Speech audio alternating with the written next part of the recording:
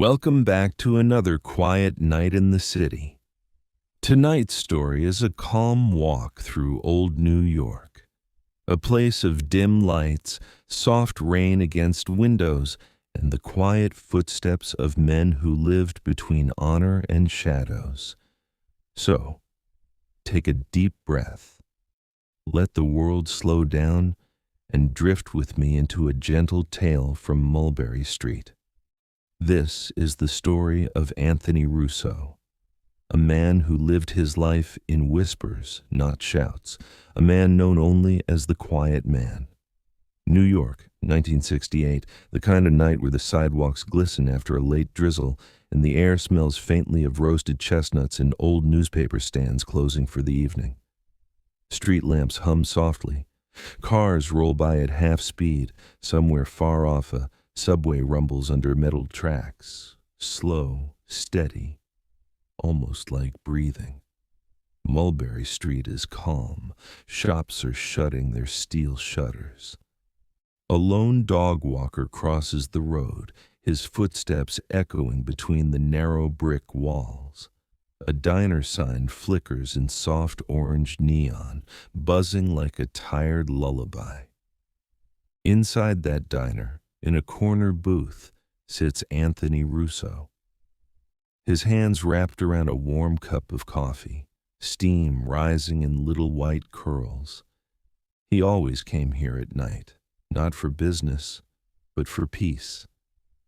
Anthony wasn't a big shot, not a boss, not a captain, not even close, just an associate. A quiet man who did quiet jobs, carrying envelopes, running messages, sitting in on meetings where he rarely spoke. He lived in the shadows by choice. But even the quiet ones have stories. Tonight, Anthony was waiting for someone. Not for trouble, just an old friend. A man named Salvatore Mancini, who everyone called Sal the Book. Sal kept records, not the kind you write down, the kind you remember. Anthony's coffee was still warm when Sal entered the diner, shaking off the last raindrops from his coat. He slid into the booth across from him, smoothing out the sleeves. "Evenin', Aunt," Sal murmured, voice barely above the whisper. Anthony nodded softly. "Long day?" Sal let out a slow breath. "You could say that. The city never stops moving."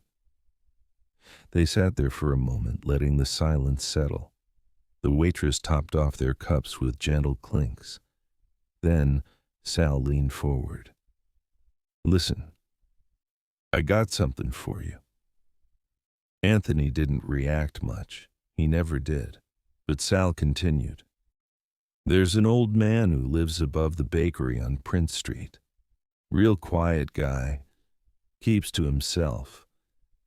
But he's been nervous lately." "Nervous how?" Anthony asked, calmly stirring his coffee. "Someone's been knocking on his door at odd hours, leaving notes, no threats. Just little reminders he owes money from years ago." Anthony nodded slowly. "Want me to talk to him?" Sal shrugged. "Not to scare him. Just make sure he knows he ain't alone." Anthony finished the last sip of coffee and stood up. "All right," he said softly. "I'll take a walk." Outside, the night felt calmer than before. The drizzle had stopped completely, leaving the streets washed clean. Anthony walked slowly, hands in his coat pocket, shoes tapping lightly. He liked these walks. They reminded him of the simpler days when he'd roamed the neighborhood as a kid, back when life felt big and he felt small. When he reached the bakery building, the lights in the windows were dim, just a warm glow behind old curtains. Anthony pressed the buzzer once. No answer. He pressed again, softly. Finally, the door clicked open. The old man, Mr. Romano, peeked through. His eyes were tired but kind. "Anthony, it's late," he whispered. "I know," Anthony replied, keeping his voice gentle. "Just checking on you." They talked in the hallway. No threats, no shouting. Just two men, one older, one younger, sharing a quiet moment under soft yellow lights.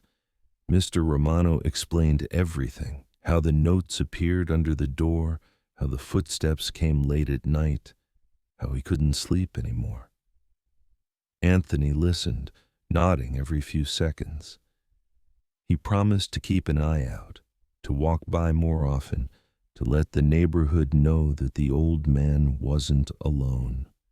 When Anthony stepped back outside, the moon had peeked out behind the clouds.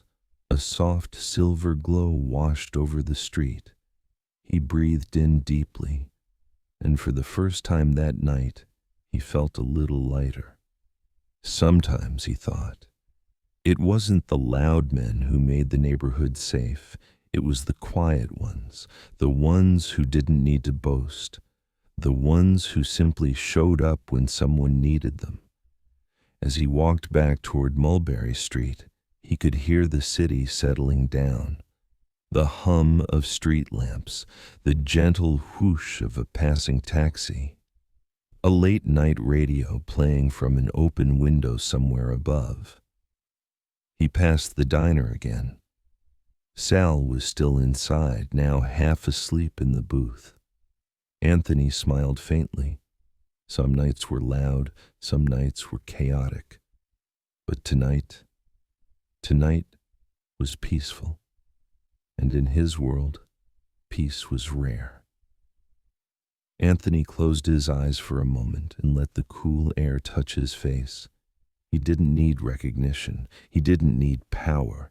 He just needed these quiet nights and the knowledge that he made his little corner of the world a bit safer. And so, under the soft New York moonlight, the quiet man walked home. Another night behind him, another calm step forward. Let your eyes grow heavy now. Let your breathing slow and drift off as the city lights fade into the distance. Good night, and sleep well.